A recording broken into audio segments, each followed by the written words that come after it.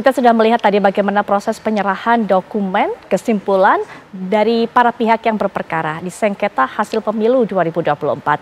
Baik pihak penggugat dari tim kuasa hukum pasangan 01 dan 03 ataupun juga pihak tergugat KPU, kemudian juga para pihak terkait ada pihak pasangan 02 dan juga kemudian Bawaslu.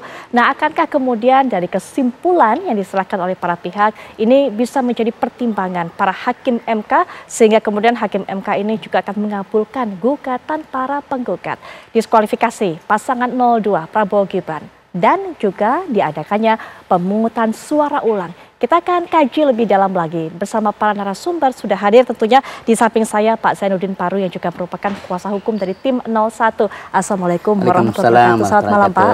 Mbak Putri. Ya. Baik, dan juga pengamat hukum tata negara Bang Margarito Kamis juga akan memberikan pandangannya. Assalamualaikum warahmatullahi wabarakatuh. Bang Margarito, selamat malam. Baik, dan juga secara daring sudah bergabung dengan kita yaitu Pak Fahri Bahmid yang juga merupakan tim kuasa hukum 02. Assalamualaikum warahmatullahi wabarakatuh. Selamat malam Pak Fahri. Assalamualaikum warahmatullahi wabarakatuh. Selamat malam. Baik, kami juga masih menantikan bergabungnya kuasa hukum dari tim 03 yaitu Pak Firman Jaya yang sepertinya saat lagi juga akan bergabung dan juga akan memberikan pandangannya.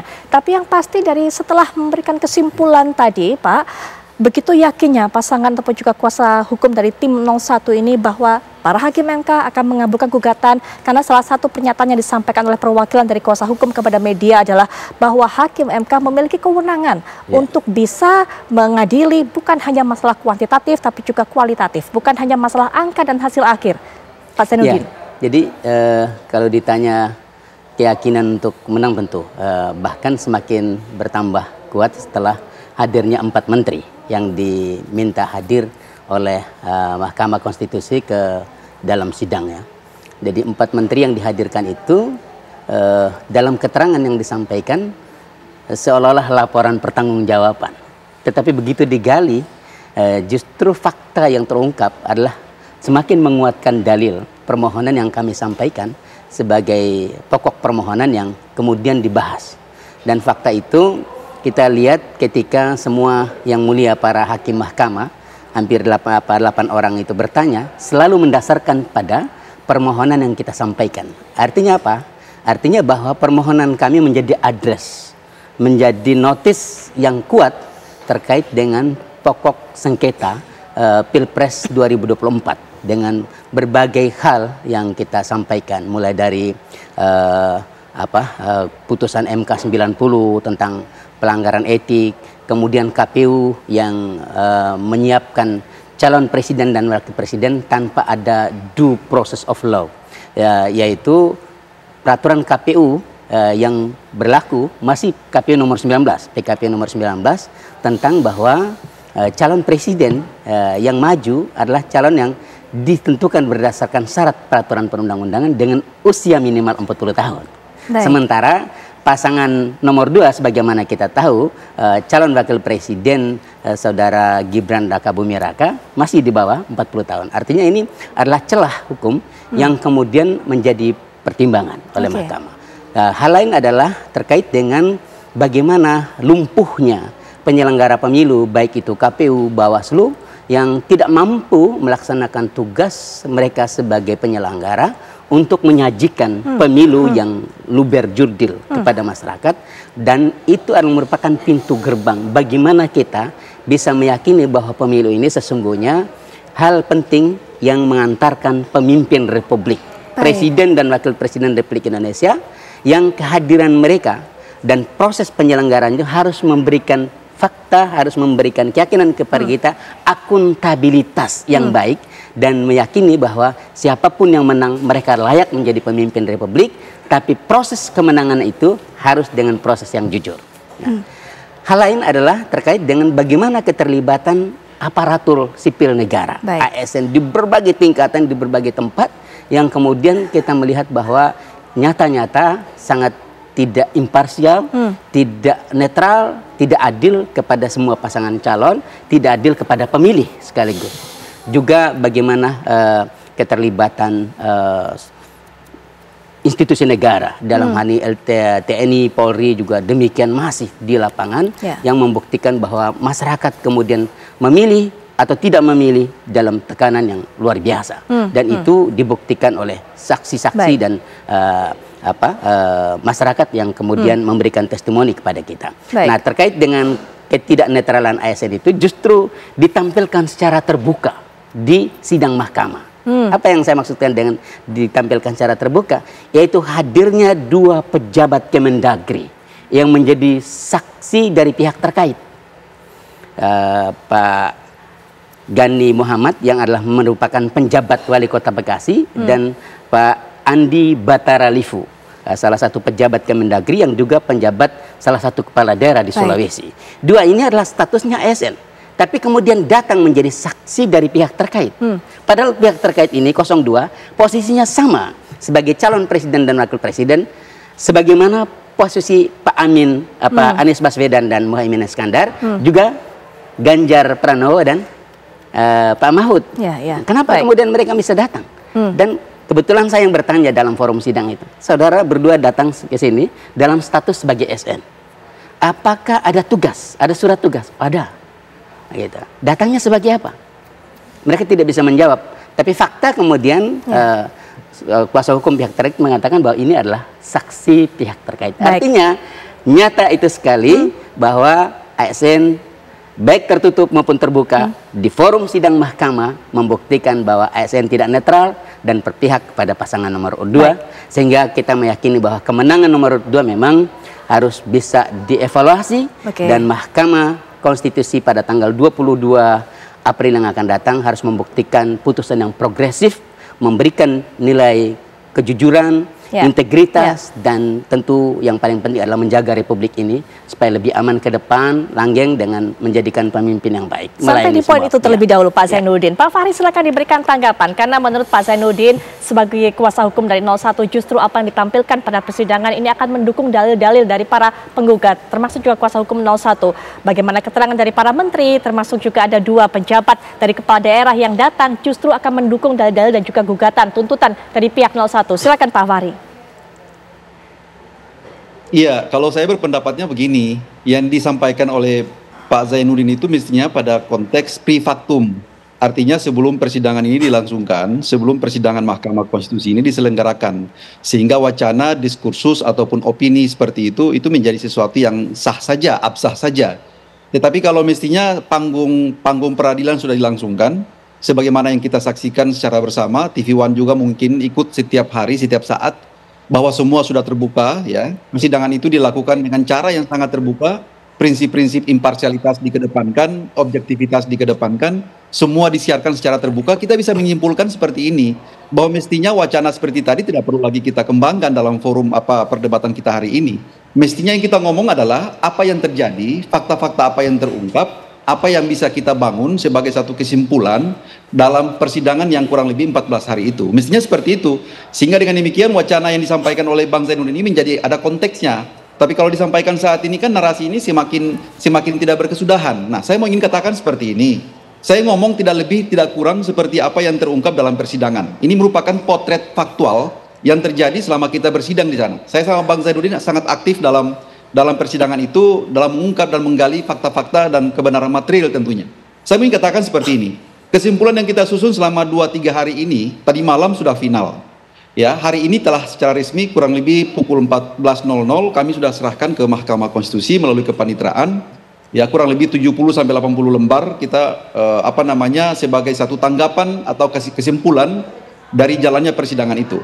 Kesimpulan yang kita susun ini sangat objektif, yaitu berangkat dari fakta-fakta bukan saja milik pihak terkait, tetapi fakta-fakta itu juga kita ambil dari apa yang diungkapkan oleh pemohon melalui saksi maupun ahli yang mereka sampaikan atau ajukan pada saat itu.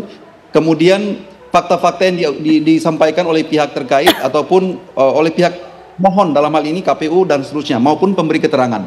Pemberi keterangan di sini seperti kita ketahui ada Bawaslu, ada pemerintah. Saya mau klarifikasi dulu tentang misalnya yang tadi disampaikan oleh Pak Bang Zainuddin tadi tentang kehadiran menteri salah satu dua orang pejabat teras di Kementerian Dalam Negeri. Sebagaimana yang kita ketahui, sengketa yang diajukan oleh pemohon 01 dan 03 ini adalah sengketa yang coraknya itu tidak biasa dan tidak lazim dalam hukum acara kita. Yang mereka sasar adalah persoalan-persoalan yang berkaitan dengan urusan pemerintahan. Sehingga dengan demikian merupakan sesuatu yang sangat objektif, sangat fairness kalau misalkan melalui forum itu ya pejabat yang bersangkutan dalam hal ini pemerintah kita hadirkan untuk memberikan klarifikasi. Jadi sebenarnya klarifikasi yang disampaikan oleh pemerintah itu kami juga tidak berkepentingan untuk harus membela pihak terkait, tetapi menyampaikan counterplay, menyampaikan argumentasi secara a contrario tentang apa yang mereka dalilkan. Makanya dengan demikian kehadiran pejabat teras dari Kementerian Dalam Negeri merupakan sesuatu yang sangat relevan. Yang kedua, itu tidak dilarang oleh hukum acara Mahkamah Konstitusi. Siapapun boleh berhikmat atau siapapun boleh dihadirkan di Mahkamah Konstitusi untuk menerangkan sesuatu yang diketahui, dialami dan dilihat. Nah, kebetulan dalil-dalil yang dikedepankan atau dibangun oleh pihak pemohon 01 dan 03, hampir 90% itu berkaitan dengan pemerintah, berkaitan dengan rezim pemerintahan Jokowi dan seluruh infrastruktur kekuasaannya. Sehingga dengan demikian menjadi sangat relevan kalau dalam hal ini pemerintah menghadirkan pihak-pihak yang dianggap berkompeten untuk menjelaskan tuduhan-tuduhan itu. Itu yang kedua. Yang ketiga, saya ingin katakan seperti ini, bahwa kesimpulan yang kita bangun itu tidak keluar dari fakta-fakta yang terungkap. Makanya saya mau katakan misalnya isu bansos. Isu bansos itu berarti yang paling relevan adalah menteri terkait, ya dua menteri koordinator dan 2 kementerian teknis untuk menjelaskan semua hal yang berkaitan dengan kebijakan itu. Kenapa sampai kebijakan itu diambil, payung hukumnya apa, momentum, timing, kenapa sampai harus dengan bulan Januari dan seterusnya. Seluruh penjelasan-penjelasan itu telah terungkap secara gamblang, secara terang benderang, sehingga sebenarnya tidak ada sesuatu yang kita sembunyikan. Faktanya seperti itu. Dengan demikian kami berkesimpulan bahwa seluruh dalil yang mereka kemukakan gagal dibuktikan dan gagal dipertahankan tingkat keterbuktiannya. Itu bisa kita review satu-satu. Jadi kesimpulan kita itu kan kita mengambil fakta-fakta itu lalu kita membangun satu konklusi, kemudian memberikan analisis. Analisis itu tidak keluar dari apa yang terjadi dalam persidangan yang terbuka untuk umum. Seluruh publik bisa saksikan setiap hari, setiap waktu. Dengan demikian kita tidak berinsinuasi, ya, dan kita juga hari ini tidak akan melahirkan lagi wacana ataupun diskursus yang tidak beranjat dari satu fakta-fakta yang terjadi. Jadi saya harapkan sebenarnya ke depan ini Bang Zainuddin sama timnya mestinya harus berbicara tentang apa yang terjadi dalam persidangan. Bukan lagi kita membangun satu persepsi kita secara subjektif yang tentunya di luar daripada jangkauan forum Mahkamah Konstitusi, karena semua ini sudah diverifikasi, semua ini telah diperiksa secara material melalui persidangan yang terbuka itu, dan semua pihak ini sudah memberikan keterangan dan kesempatan yang sama. Persidangan ini betul-betul telah terkelola dengan mengedepankan prinsip audi et alteram partem, ya. Semua pihak diberlakukan secara bersama, saksi yang dihadirkan semua kuotanya sama, 19 orang ahli dan fakta. Pemerintah dikasih kesempatan juga yang sangat luas.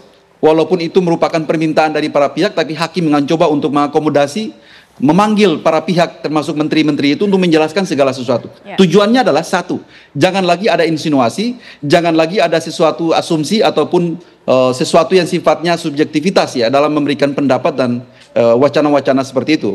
Dengan demikian kami meyakini sungguh bahwa permohonan ini nantinya akan sampai pada kesimpulan.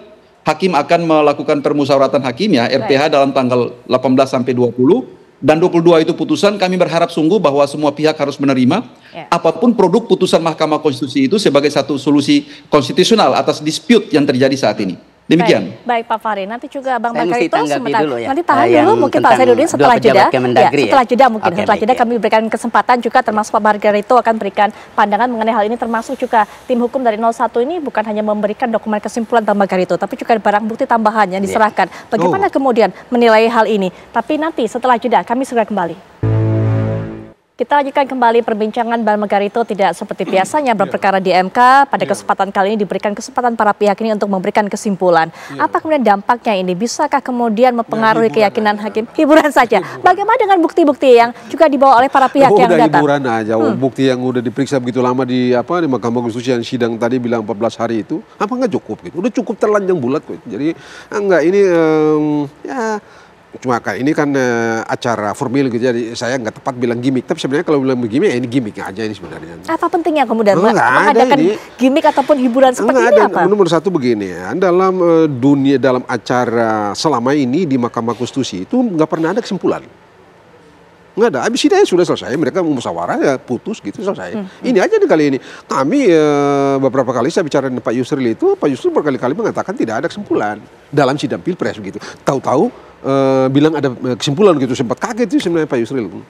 Karena mula-mula nggak, dan memang karena tradisi Mahkamah Konstitusi itu tidak pernah ada kesimpulan. Baru ini aja ini. Nah karena itu menurut saya sih ya sudah supaya ada kerjaan aja gitu. kayak rame begitu, kayak serius gitu kan. Padahal enggak sih. Atau merupakan peraturan MK yang baru, Bang, sehingga kemudian diadakan seperti ini. Tapi so what? Apa itu? Mau ngapain? Dan kesimpulan itu orang udah rapat kok faktanya telanjang kayak begitu. Tidak akan mempengaruhi keyakinan para hakim? Oh, Kesimpulan mungkin iya, tapi kalau fakta saya kira tidak. Tafsir mengenai fakta itu yang akan memberikan, tafsir itu yang memberikan perspektif. Masalahnya adalah apakah tafsir itu sebegitu hebatnya sehingga mengubah perspektif cara berpikir dan tafsir Mahkamah Konstitusi. Nah, gitu, itu yang mesti di ini. Dan saya tidak, Mbak, nah dengan segala hormat saya pada tim 01 dan 03 gitu ya. Saya memiliki keyakinan, saya sebelum sampai pada pembicaraan fakta itu, saya memiliki keyakinan kuat banget tanpa ragu Mahkamah Konstitusi tolak. Why? Mbak, kalaulah misalnya saja Mahkamah Konstitusi mengatakan, oke, prosedurnya bla bla bla bla, Prabowo menang karena ada bansos bla bla bla bla, dan bansos itu diterangkan oleh tadi Pak Januddin bilang 4 menteri datang itu kan, Mahkamah Konstitusi menjadi pihak yang berperkara dalam perkara ini. Why? Kenapa? Siapa yang hadirkan? Siapa yang hadirkan tuh apa? Para menteri tersebut. Para menteri tersebut. Ya, MK. Mahkamah Konstitusi panggil kan, tapi sebelumnya diusulkan oleh entah mereka tahu diusulkan. Tapi oke lah apapun. Lalu mereka bilang mereka tolak gitu.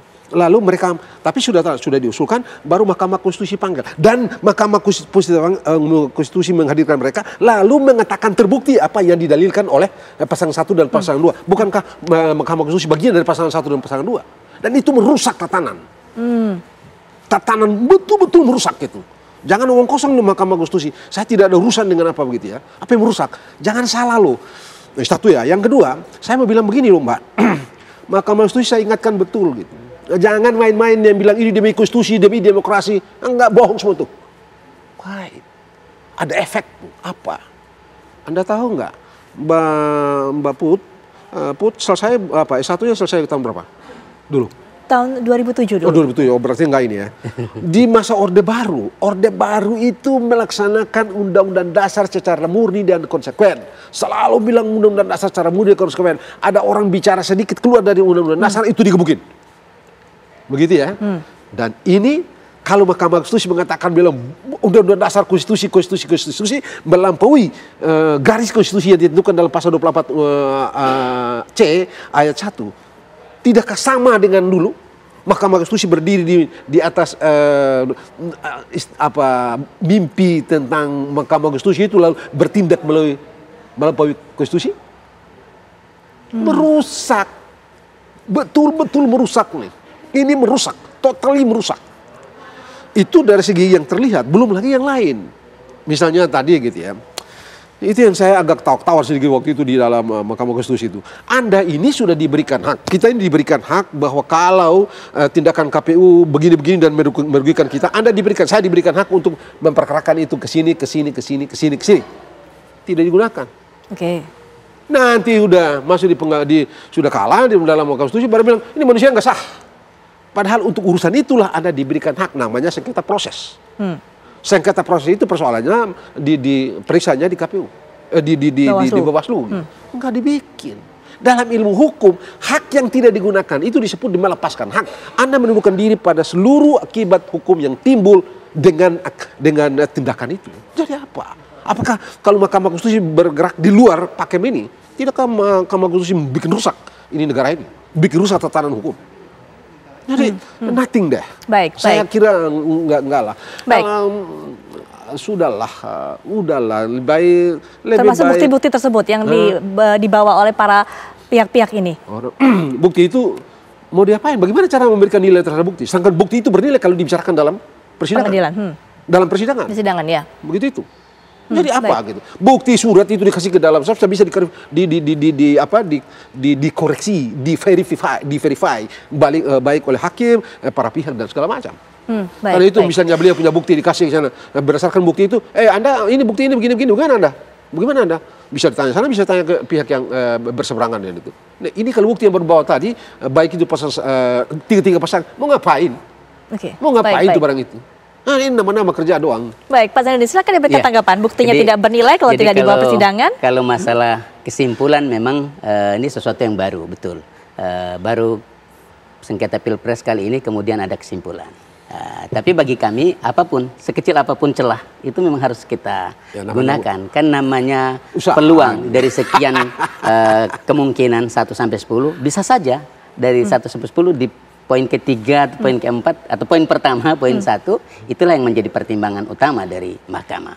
Dan kami kemudian meyakini bahwa kesimpulan yang kami serahkan hari ini kurang lebih 32 halaman kesimpulan kami dengan hampir 400 bukti yang kita sampaikan, itu adalah bagian yang memang menjadi pertimbangan mahkamah. Itu satu. Yang kedua, bukti-bukti yang sudah dikasih itu yang dilampirin dulu kembali? Enggak, ya, yang baru. Yang baru. Ya kalau yang sudah di sidang sudah.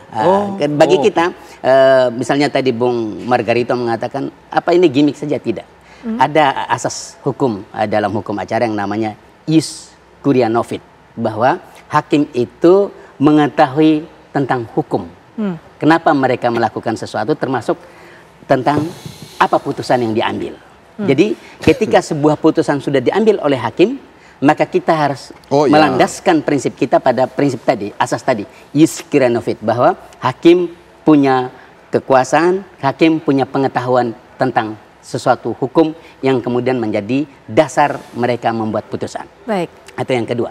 Kemudian yang ketiga, apa yang tadi disampaikan oleh saudara saya Bung Fahri tentang 2 ASN. Kenapa saya singgung? Karena ini yang ketika beliau, misalnya penjabat wali kota Bekasi, ketika beliau menyampaikan keterangan sebagai saksi, tapi tiba-tiba salah satu hakim, yang mulia hakim mahkamah, mengeluarkan bukti yang dimana penjabat wali kota Bekasi ini mengadakan sebuah acara seremoni, kaosnya nomor 2 semua di stadion itu di Bekasi.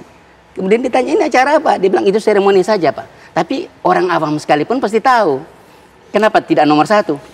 Kenapa tidak nomor 3? Tapi yang dibuat dalam seremoni itu dan penyelenggaranya adalah penjabat wali kota Bekasi dengan kaos bernomor urut 2. Itu kan artinya menggambarkan kepada kita bagaimana sikap penjabat kepala daerah yang kebetulan hampir 254 kepala daerah mulai dari gubernur, bupati, wali kota seluruh Indonesia saat ini sebagai penjabat yang pengangkatannya tidak lewat proses election, tapi ditunjuk langsung.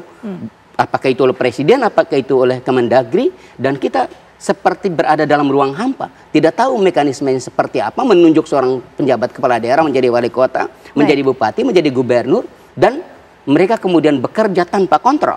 Dan mereka kemudian menjadi petarung bebas di situ. Karena mereka menganggap saya ini ditunjuk oleh pejabat di atasnya. Ini kan kita lihat bahwa dalam politik bisa jadi pejabat ketika melakukan sesuatu ada 2 kemungkinan. Kemungkinan pertama ada insentif politik, itu insentif kekuasaan yang ada di sana. Kemungkinan kedua adalah tekanan politik terkait dengan hukum. Kalau ada apa-apa, mereka tidak melaksanakan apa yang diinginkan oleh pejabat di atasnya, Anda harus berisiko dengan hukum. Masalahnya. Gitu. Baik, nanti sebelum Pak Fahri berikan tanggapan di segmen berikutnya, saya juga akan perkenalkan terlebih dahulu narasumber berikutnya yang bergabung dalam perbincangan ini, tim kuasa hukum 03, yaitu Pak Firman Jaya. Selamat malam Pak Firman.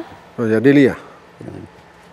Assalamualaikum warahmatullahi wabarakatuh. Selamat malam Pak Firman. Masih mute. Pak Firman sepertinya masih di mute. Jadi kami masih belum bisa mendengar suara Pak Firman. Nanti kita akan lanjutkan perbincangan Pak Firman, termasuk diberikan tanggapan. Kalau menurut Bang Margarito, percuma memberikan kesimpulan karena ini hanya gimmick semata, ini hiburan belaka, apalagi kemudian juga menambahkan bukti-bukti baru, diserahkan bersamaan dengan dokumen kesimpulan ini. Nanti Pak Firman bisa berikan tanggapan, setelah jeda kami segera kembali saat lagi.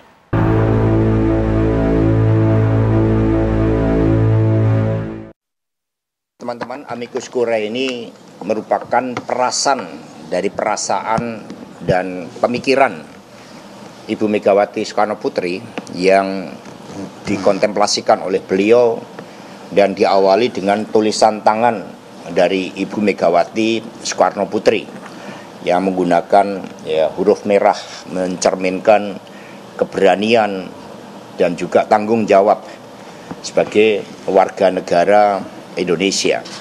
Karena itulah Ibu Mega sampai menambahkan tulisan tangan sebagai ungkapan bagaimana perjuangan dari Raden Ajeng Kartini itu juga tidak akan pernah sia-sia. Karena emansipasi itu merupakan bagian dari demokrasi. Sehingga ketika kita menghadapi kegelapan demokrasi akibat abuse of power yang dilakukan oleh Presiden Jokowi, akibat kepentingan nepotisme untuk anak dan keluarganya, maka menciptakan suatu kecurangan masif dan penggunaan sumber daya negara serta alat-alat negara. Nah, karena itulah ini disampaikan dengan penuh kesungguhan oleh beliau sebagai warga negara Indonesia. Dan Ibu Megawati Soekarno Putri juga mengucapkan terima kasih atas peran aktif seluruh kelompok civil society, para guru besar, para tokoh-tokoh pro-demokrasi, tokoh-tokoh HAM, tokoh-tokoh budayawan dan seniman yang juga telah menjadikan dirinya sebagai amicus curiae, dan semua disampaikan demi masa depan bangsa dan negara, demi tanggung jawab pada anak cucu kita. Ketua Umum PDI Perjuangan Megawati Soekarno Putri mengajukan diri sebagai amicus curiae yang menyebutkan juga bahwa MK bukan palu godam, melainkan palu emas. Kami juga akan berikan kepada Anda sebenarnya apa yang menjadi definisi dari amicus curiae ini. Nah, pengertian amicus curiae ini adalah pihak ketiga yang merasa berkepentingan terhadap suatu perkara.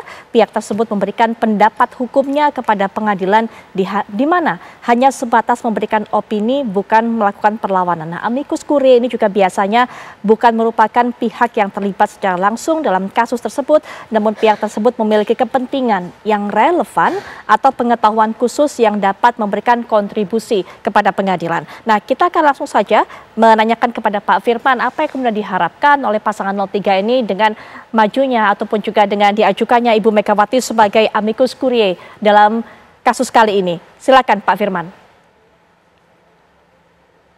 Beliau yang menyampaikan amicus curiae itu dalam posisi yang berkepentingan dalam pengertian sebagai yang menyampaikan pandangan-pandangan pemikiran-pemikiran terhadap Mahkamah Konstitusi.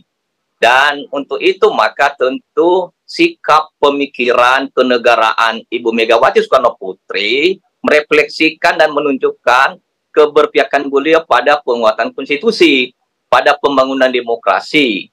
Tidak sekedar soal pemilu dan pilpres sebagai instrumen politik, tetapi itu diletakkan dalam konteks bagian untuk memperkuat kedaulatan rakyat. Jadi membutuhkan sikap pemikiran kenergawanan dari hakim mahkamah untuk melihat bahwa persoalan ini tidak sekedar hanya persoalan kuantitatif, tapi persoalan penegakan besar. Sama seperti juga sejumlah guru besar, sejumlah seniman budayawan, sejumlah kalangan profesional, akademisi, intelektual, ilmuwan, cendekiawan menyampaikan juga amicus curiae sebagai sahabat pengadilan. Dan di dalam sistem konstitusi kita, di dalam sistem kehakiman kita memang ini diakui. Walaupun posisi amicus curiae ini adalah yaitu yang menyampaikan pandangan-pandangan, tetapi tentu hakim mahkamah tentu menghormati ini, memaknai ini sebagai bagian karena bukan para pihak. Nah, untuk itu maka sikap Ibu Megawati Soekarno Putri melalui opini strategis kenegaraan yang disampaikan paling tidak masukan berharga, bermakna bagi hakim mahkamah. Tentu kembali kepada putusan mahkamah nanti bahwa palu emas itu yaitu terletak pada keluhuran, kemuliaan, keagungan putusan Mahkamah Konstitusi. Jadi putusan mahkamah, putusan kehakiman, keagungannya, keluhurannya, kemuliaannya sangat terletak pada kualitas putusan. Dan putusan itu sangat tergantung sejauh mana hakim mahkamah melihat persoalan tidak sekedar hanya pendekatan kuantitatif, tapi benar-benar mengukuhkan konstitusionalitas pemilihan umum kita, konstitusionalitas sistem politik bernegara kita. Soal bagaimana itu pilpres kalah menang itu soal biasa. Tapi hakim mahkamah tertantang dengan amicus curiae yang datang dari berbagai pihak-pihak yang independen dan mandiri. Jadi menurut kami tentu ini menjadi catatan yang tentu harus dipertimbangkan oleh hakim mahkamah. tanpa mengintervensi hakim Mahkamah Konstitusi. Begitu, Mbak. Catatan Anda juga melihat majunya Ibu Megawati Soekarno Putri sebagai amicus curiae, kemudian juga Pak Fahri memberikan tanggapan terhadap apa yang disampaikan oleh Pak Zainuddin tadi. Silakan Pak Fahri.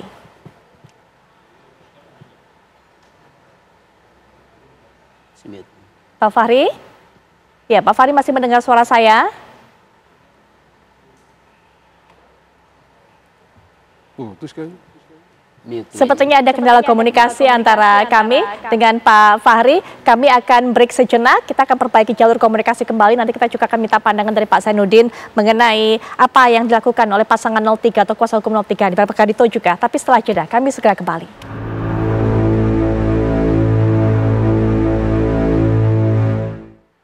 Kita lanjutkan kembali perbincangan. Pak Fahri kembali, saya akan ulangi apa yang saya sampaikan sebelum jeda tadi. Bagaimana melihat, bagaimana memandang dan juga memberikan tanggapan pengajuan Ibu Megawati Soekarno Putri sebagai amicus curiae. Kemudian juga menanggapi dari apa yang disampaikan oleh Pak Zainuddin Paru tadi. Silakan Pak Fahri.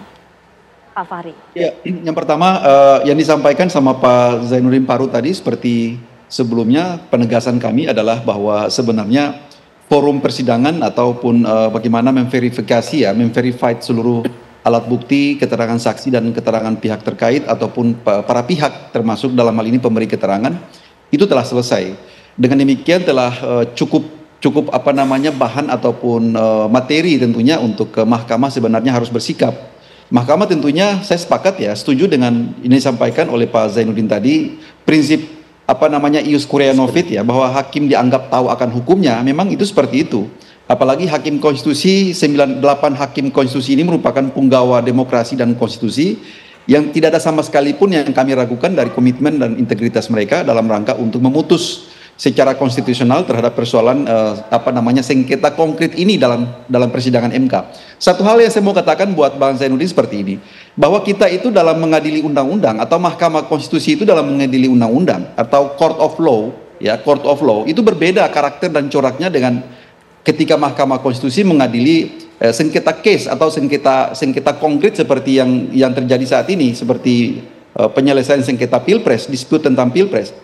Jadi karakter dan corak penyelesaian sengketa pilpres ini itu sedikit berbeda ketika Mahkamah Konstitusi mengadili undang-undang atau court of law itu. Kalau yang saat ini seperti ada suatu nuansa yang seperti court of justice gitu loh. Seperti model yang diadili oleh Mahkamah Agung tentunya. Kenapa saya katakan seperti itu? Kalau Mahkamah Konstitusi dalam mengadili undang-undang itu bisa saja dengan berdasarkan pada pasal 54 itu tidak mendengarkan para pihak, Mahkamah bisa mengambil keputusan. Termasuk dalam hal ini dalam membuat putusan itu Mahkamah tidak memandang tidak relevan atau tidak perlu untuk memanggil para pihak, dia bisa memutus dengan pengetahuan yang dimiliki oleh hakim. Sehingga itu sangat berbeda dengan sengketa kasus seperti ini. Kalau sengketa kasus seperti ini yang seperti disampaikan oleh Bang Zainuddin tadi, bahwa ada alat bukti yang katakanlah lompat jendela gitu ya. Alat bukti yang tidak diverifikasi dalam proses persidangan walaupun tidak diatur dalam PMK 4 2023, itu menjadi sesuatu yang sangat janggal dan tidak fairness tentunya. Karena kenapa? Kita bersengketa untuk case seperti ini, untuk perkara konkret seperti ini, itu semua pihak harus dikasih kesempatan yang sama untuk mempunyai akses terhadap seluruh alat bukti ataupun akses terhadap seluruh informasi yang berkaitan dengan pembuktian. Karena yang dibuktikan di sini adalah kebenaran material. Kebenaran material itu sedikit berbeda kalau ketika dia itu mengadili undang-undang. Nah, itu satu hal. Yang kedua, yang disampaikan tadi tentang amicus curiae, artinya Ibu Megawati dengan segala kapasitas dan ketokohannya sangat kita hormati, sangat kita hargai. Kredibilitas dan integritas daripada Ibu Megawati sebagai pimpinan partai politik, bahkan mantan pimpinan bangsa negara ini, kami sangat menghargai kapasitas itu.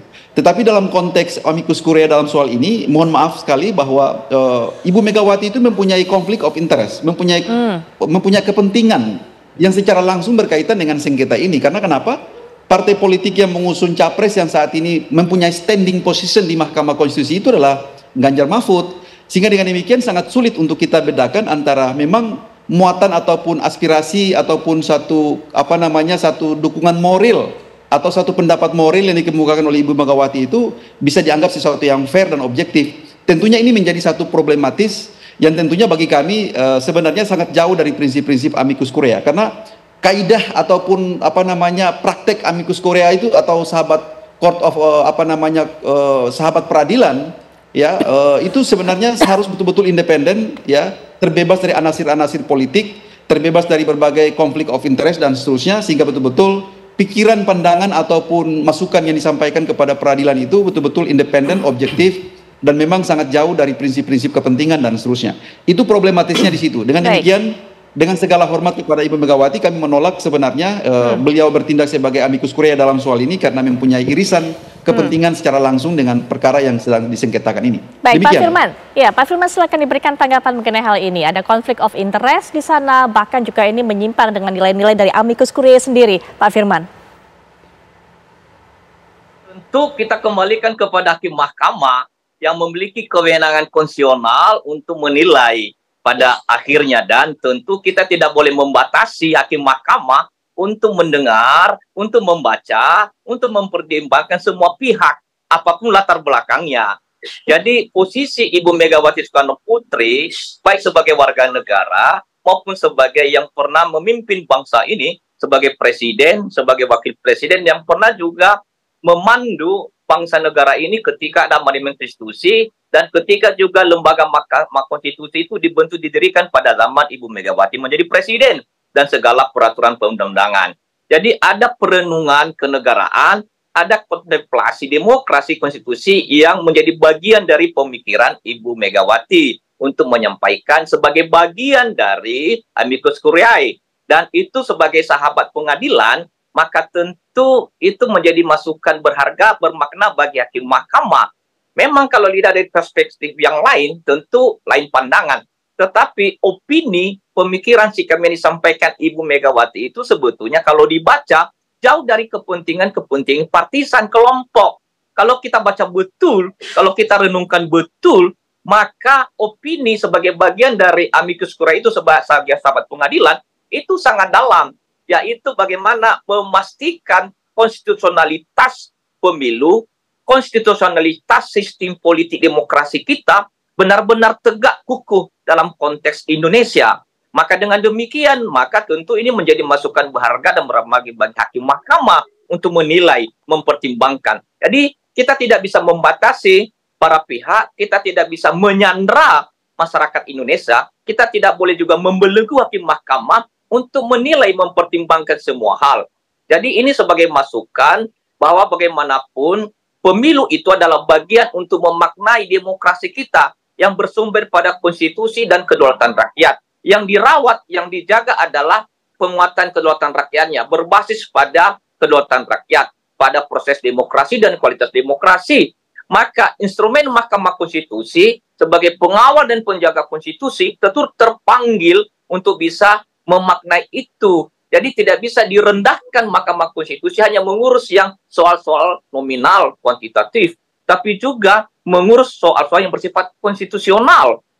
Kalau dilihat secara serius, misalnya pemaknaan terminologi isi konstitusi kita, baik misalnya yang berkaitan dengan 22E maupun 24C, maka sesungguhnya mahkamah itu sebenarnya bersifat kelembagaan badan peradilan mahkamah yang bersifat konstitusi, yaitu politik kenegaraan, yaitu ketatanegaraan. Sehingga pola pendekatannya berbeda dengan pada peradilan konvensional, berbeda dengan pola-pola yang kita lalui selama ini. Jadi menurut kami, posisi pemikiran, kualitas opini yang disampaikan Ibu, pertama tentu bagian dari sahabat pengadilan.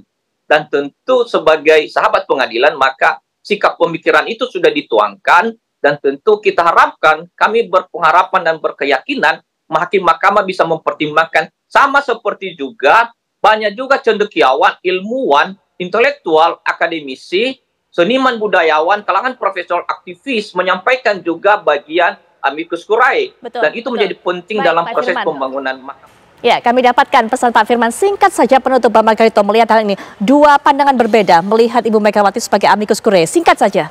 Begini, konstitusionalitas by law, by text, by rules. Apakah sistem kita mengenal itu? Amicus curiae yang Anda bilang tadi? Tidak. Karena itu, Mahkamah Konstitusi hanya perlu memastikan bahwa dia tidak menjadi judiciary absolutism. Dia tidak menjadi judiciary tyrannism atau saya meminjam istilah ini pakai oleh Thomas Jefferson, Presiden Amerika Serikat yang ketiga, dengan despotisme judiciary. Mahkamah Konstitusi hanya perlu memastikan pada bangsa ini bahwa dia bukan judiciary despotism, judiciary absolutism. Karena itu supaya tidak sampai situ, maka by rules, by text, by risalah. Baik. Semua itu tidak mengenal barang itu tadi. Semua itu tidak mengizinkan dia keluar dari teks Undang-Undang Dasar. Baik. Kalau Firman mau itu, Firman ubah Undang-Undang Dasar. Nah, Baik, PDP kan bikin Undang-Undang Dasar ini, yaitu yang pasal 24C dan pasal 22C itu. PDP bikin barang ini, PDP juga yang bikin itu asal judul dan adil dan KPU bla bla bla. Jadi Firman begitu. Jadi barang ini selesai. Dia akan kalah. Baik, Bang Magaito terima kasih sudah hadir, Pak Zainuddin Taru juga terima kasih, Pak Farid terima kasih, kemudian Pak Firman juga terima kasih. Waktu juga yang membatasi perbincangan ini. Setelah jeda, menarik memang, kita akan terus tunggu bagaimana nanti hasil keputusan dari MK pada tanggal 22 April.